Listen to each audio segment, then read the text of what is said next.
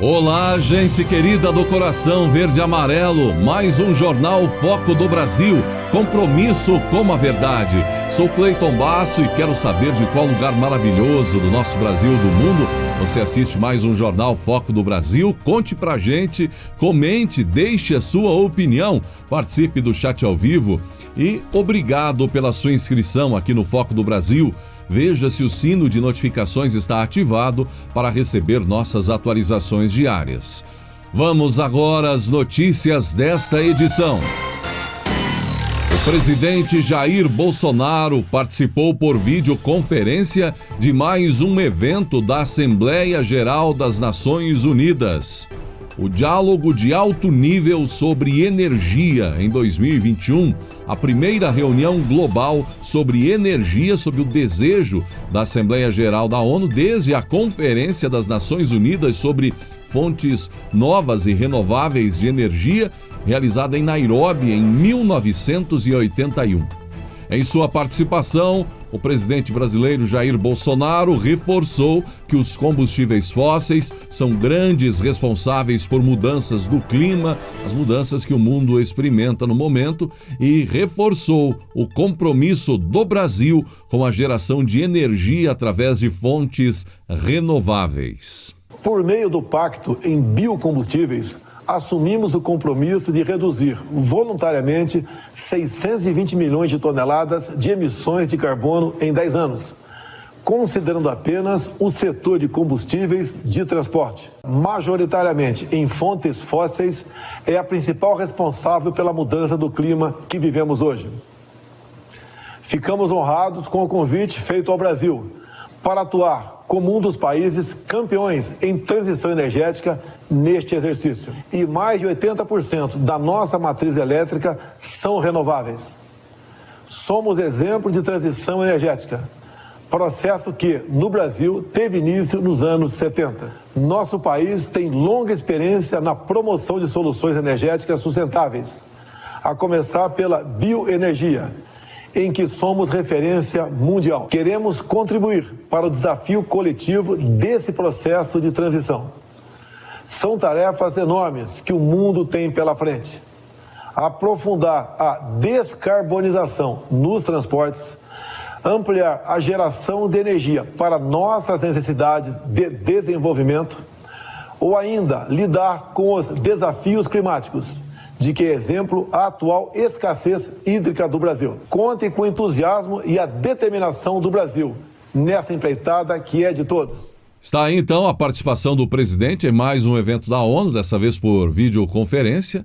E se o Brasil não é um exemplo de geração de energia através de fontes renováveis e, sobretudo, pela potencialidade que essa nação, nosso território tem, a energia eólica, por exemplo, a energia solar e outras circunstâncias, não é? Então, que país também seria um exemplo além do Brasil? Então, o Brasil, de fato, merece toda a atenção, não só pelo aspecto do meio ambiente, mas também pela capacidade de fontes renováveis, gerar energia por fontes interessantes como a energia eólica. Temos parques instalados, por exemplo, no Paraná, magníficos, no Nordeste brasileiro, se tornando uma potência mundial em geração de energia eólica e tantos outros setores relevantes. E essa invasão agora acontecendo nas residências, nas empresas, a energia solar. O Brasil tem um grande potencial para não só ser um dos maiores produtores mundiais de alimento, mas também um líder absoluto na geração de energia por fontes renováveis. O presidente Bolsonaro está na Veja, na capa da Veja, repercutindo intensamente a entrevista dada pelo presidente Bolsonaro à Veja, que repercute algumas perguntas feitas ao presidente, não é? Ele respondeu. Um dos pontos mais destacados foi quando o presidente elogiou o ministro do STF e também presidente do Tribunal Superior Eleitoral, Luiz Roberto Barroso, por incluir as Forças Armadas no processo eleitoral. Bolsonaro também disse que vão ter eleições em 2022, mesmo com a decisão tomada pelo Congresso contra o voto impresso auditável. Uma das perguntas respondidas foi se ele já teria um partido e um nome para disputar a chapa com ele como vice-presidente. O presidente respondeu: olha só, se eu vier ser candidato, não vai mais se repetir o que aconteceu em 2018. O vice tem que ter algumas características, tem que ajudar você e tem que ajudar no tocante ao voto também. Então o pessoal diz para mim: o vice ideal é de Minas ou do Nordeste. Então tudo isso a gente vai botando na mesa. O Mourão, por exemplo, eu acho que não está fechada a porteira para ele ainda. Agora o Mourão não tem a vivência política, praticamente zero, e depois de velho é mais difícil aprender as coisas, mas no meu entender seria um bom senador. Sobre o partido, eu não vou fugir de estar no PP, PL ou Republicanos. Não vou fugir de estar com esses partidos, conversando com eles. O PTB ofereceu para mim também, disse o presidente. Em outra pergunta sobre a decisão do voto impresso que já foi tomada pelo Congresso, o presidente Bolsonaro respondeu: olha só, vai ter eleição. Não vou melar, fique tranquilo, vai ter eleição. O que o Barroso está fazendo? Ele tem uma portaria deles lá do TSE, onde tem vários setores da sociedade, onde tem as Forças Armadas que estão participando do processo a partir de agora. As Forças Armadas têm condições de dar um bom assessoramento. Com as Forças Armadas participando, você não tem por que duvidar do voto eletrônico. As Forças Armadas vão empenhar seu nome, não tem por que duvidar. Eu até elogio o Barroso no tocante a essa ideia, desde que as instituições participem de todas as fases do processo, declarou o presidente Bolsonaro. Pelo visto, nem o presidente da CPI da Covid-19 aguenta mais as polêmicas diárias da comissão, gente. O presidente da CPI da Covid-19, senador Omar Aziz, demonstrou estar cansado e quer encerrar os trabalhos da comissão já na próxima semana com a apresentação do relatório final pelo relator Renan Calheiros. Por mim, termino na semana que vem, não tem mais o que ver, disse Aziz, prevendo que o provável pedido de vista da base governista, a votação do parecer em si, ficaria então para a semana seguinte. Ele e outros senadores avaliam que a comissão já chegou ao limite. Alguns que são contra, aí, que trabalham não necessariamente conectados à direção da CPI, dizem até que o relatório estaria pronto já há um bom tempo, não é? Tanto tempo que é difícil até de acreditar em algo novo a ser apresentado e que, por isso, de fato, a CPI poderia ser encerrada já na semana que vem. Alguns avaliam que a convocação do empresário Luciano Hang, por exemplo, para a próxima semana, será outro tiro no pé.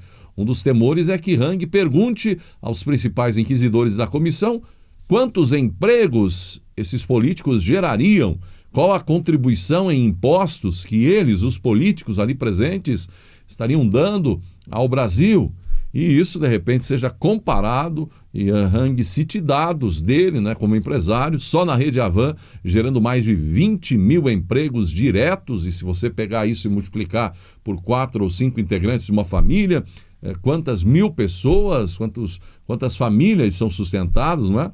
Ou seja, a previsão ainda de tensão por mais alguns dias, inclusive na próxima semana, dia do depoimento de Hang.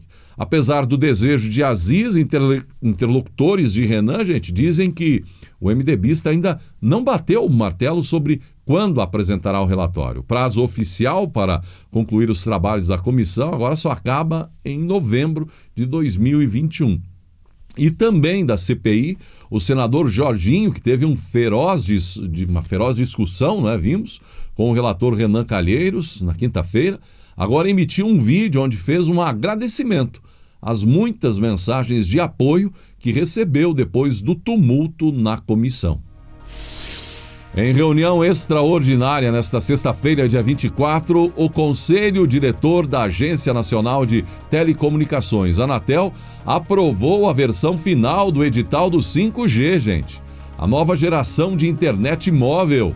Marcou, inclusive, o leilão das faixas de frequência já para 4 de novembro. Agora a data está marcada. A previsão do governo é que o 5G comece a ser ofertado a partir de julho de 2022 inicialmente nas capitais dos estados, e promete uma revolução na área da internet móvel. As operadoras de telefonia que arrematarem as faixas terão de comprar e instalar os equipamentos necessários para oferecer os serviços aos seus clientes, como as torres de transmissão. Além disso, elas terão que investir para cumprir contrapartidas exigidas no edital. O prazo de outorga, isto é, o direito de exploração das faixas, será de até 20 anos. O leilão será dividido entre lotes nacionais e regionais. As 4 faixas que serão leiloadas foram avaliadas inicialmente pela Anatel em 45,6 bilhões de reais. Esse era o valor que as empresas deveriam pagar ao governo pelo direito de explorar as faixas. Porém, o Ministério das Comunicações decidiu transformar a maior parte desse valor em exigências de investimentos por parte das vencedoras do leilão. Com isso, a previsão é que as empresas vencedoras paguem 8,6 bilhões de reais ao governo e invistam 37 bilhões de reais para cumprir as contrapartidas, previstas no edital. O ministro das Comunicações, Fábio Faria, está eufórico, celebrou leilão do 5G aprovado pela Anatel e será realizado no dia 4 de novembro. O trabalho em time e a perseverança no seu sonho faz com que ele se realize. Foram 15 meses de trabalho árduo para deixar esse legado para o Brasil. Obrigado, presidente Jair Bolsonaro, pela confiança, publicou o ministro das Comunicações, Fábio Faria. Você viu que a Justiça proibiu que missionários religiosos entrem em terras de povos indígenas isolados durante a pandemia da Covid-19. A decisão do magistrado da Corte atende parcialmente a um pedido feito pelo PT e pela Articulação dos Povos Indígenas do Brasil. Assim, está vedada a entrada de terceiros em áreas de povos indígenas isolados durante a pandemia, não é? Assim proibindo missões religiosas em terras de povos indígenas isolados. A decisão reforçou uma cautelar proferida ainda no ano passado, que já impedia o ingresso de quaisquer terceiros em terras de povos indígenas isolados. A bancada evangélica no Congresso, no entanto, promete reação à decisão da Justiça. A Frente Parlamentar Evangélica do Congresso Nacional divulgou, nesta sexta, dia 24 de setembro, nota de repúdio à decisão. Segundo a bancada evangélica, a pretexto de defender a vida, a saúde e a cultura dos povos indígenas, a decisão mostra seu desconhecimento da realidade, prejudicando justamente a população que supostamente visa proteger, além de ignorar o papel das missões religiosas nas terras indígenas. Valendo-se de premissas equivocadas e pautando-se em interpretações distorcidas dos princípios constitucionais, agride frontalmente a liberdade religiosa e a separação de poderes e, como consequência de uma decisão descompromissada com a realidade, acaba por prejudicar a população que supostamente busca proteger, diz a nota. Na realidade, a decisão, além de não proteger os povos indígenas, ainda consiste em inaceitável perseguição às missões religiosas e, mais grave, a própria garantia constitucional da liberdade religiosa, com a indisfarçável tentativa de impedir as atividades missionárias junto aos povos indígenas do Brasil, justamente no momento em que mais precisam de apoio, como o atual da pandemia de Covid-19, acrescenta a nota. No meio católico, a decisão da Justiça também teve uma grande repercussão negativa. O ministro Tarcísio Gomes de Freitas, sempre muito animado, esteve em Santos, São Paulo, onde participou de encontros. Ele conheceu o pátio de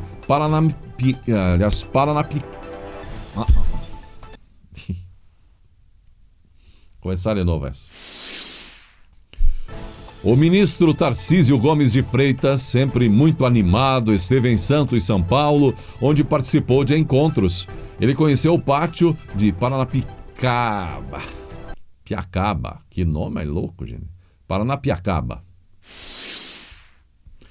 O ministro Tarcísio Gomes de Freitas esteve em Santos, São Paulo, gente, onde participou de encontros. Ele conheceu o pátio de Paranapiacaba, que faz parte da malha ferroviária interna do Porto de Santos.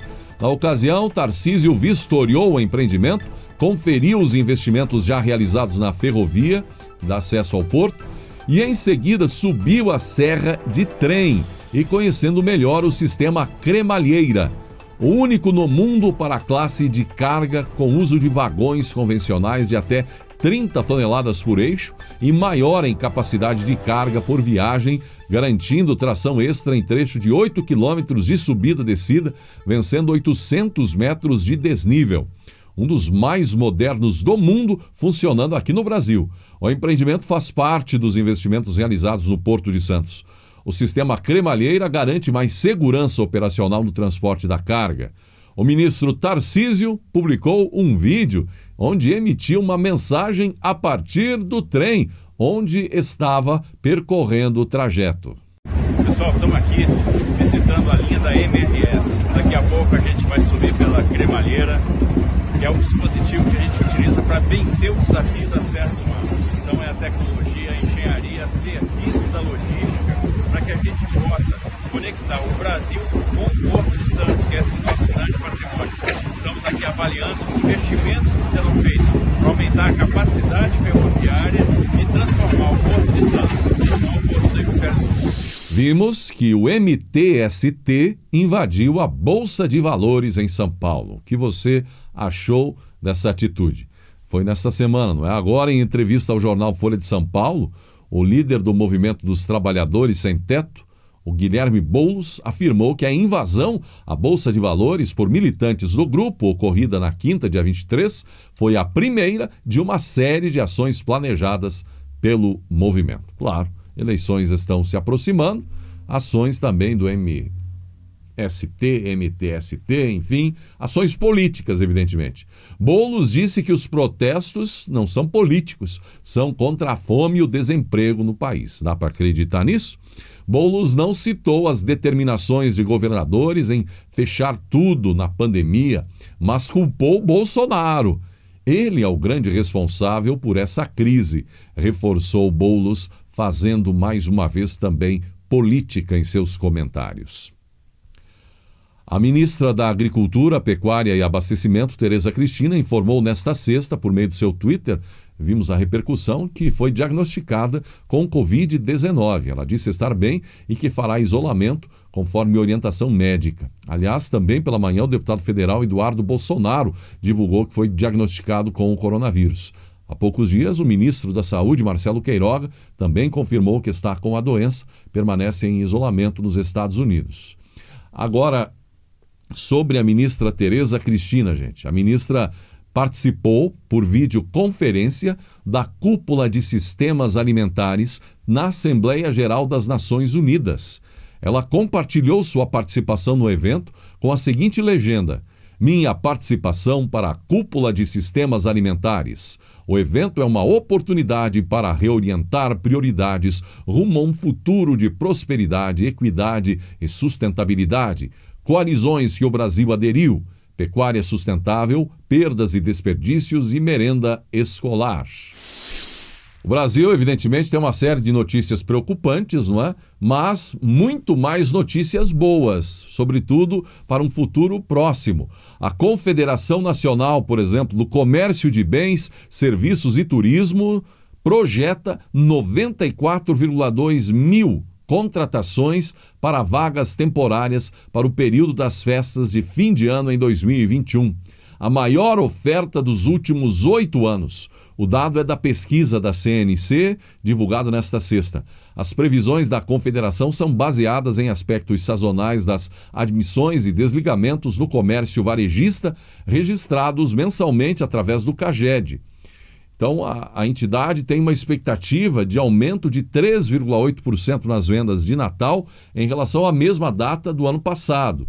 Caso as projeções de contratação se confirmem, o varejo brasileiro produziria a maior oferta de trabalho temporário desde o Natal de 2013, quando foram abertos 115,5 mil postos. Está aí mais uma notícia importante, tomara que esse número se confirme de fato. O garoto era encarregado de chegar mais cedo todos os dias e acender o fogão a fim de aquecer a sala, antes ainda da chegada da professora e dos colegas. Era uma escola rural e todos os dias o menino atendia à sua obrigação. Certa manhã, chegaram a professora e os meninos e viram que a escola estava em chamas. O pequeno menino, que tinha apenas 8 anos de idade, foi retirado inconsciente do local, mais morto do que vivo, depois de ter sofrido graves queimaduras nas pernas em uma explosão com gasolina. De sua cama, ele pôde então ouvir o médico dizendo para sua mãe que ele não tinha chances de viver. Morrer seria uma bênção para ele. O fogo tinha arrasado toda a parte inferior do seu corpo. Mas o corajoso menino decidiu que iria viver. Tanto lutou, acreditou, teve fé, rezou, orou, que sobreviveu. Então, outra vez ele ouviu o mesmo médico dizendo para sua mãe que ele estava condenado a viver como um inválido. Imagine como iria caminhar. Seus membros inferiores estavam inutilizados. De novo, o garoto tomou uma decisão.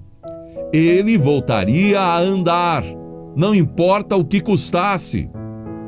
Infelizmente, da cintura para baixo, ele não tinha controle motor. As suas pernas finas estavam ali, penduradas, inúteis. Quando recebeu alta do hospital, sua mãe o levou para casa. Todos os dias, além de orar, ela massageava as suas pernas. Mas ele não sentia nada, nem sensação, nem controle, nada. Contudo, não desistia. Ele queria voltar a andar. E juntos, mãe e filho prosseguiam. Certo dia, a mãe o colocou na cadeira de rodas e o levou para o quintal para tomar sol. Ele ficou ali, olhando a cerca a poucos metros. Então se jogou no chão e se arrastou pela grama até a cerca. Com um esforço imenso, o menino agarrou-se a ela, se levantou e começou a se arrastar, estaca após estaca. Estava decidido a andar. Fez isso em todos os outros dias, até ter aplainado um caminho em volta do quintal junto à cerca. Ele queria andar e andaria. Ele daria vida outras vezes àquelas pernas. Por fim, depois de massagens diárias e muita determinação, ele conseguiu a habilidade de ficar de pé, dar uns passos, embora vacilantes, e então, finalmente, caminhou. Ele começou andando até a escola. Logo decidiu que chegaria correndo, pelo simples prazer de correr. Muitos anos depois, na faculdade, ele então entrou para a equipe de atletismo. Mais tarde, já não mais um menino, mas um jovem, que ninguém esperava que sobrevivesse, que diziam jamais voltaria a andar, muito menos correr, bateu o recorde mundial de velocidade em uma corrida de 1 milha. Seu nome, Dr. Glenn Cunningham. Ele foi um atleta norte-americano, Dr. Glenn Cunningham, especialista em distâncias de 800 metros a 1 milha. Chegou a ser o corredor mais rápido do mundo na corrida de 1 milha.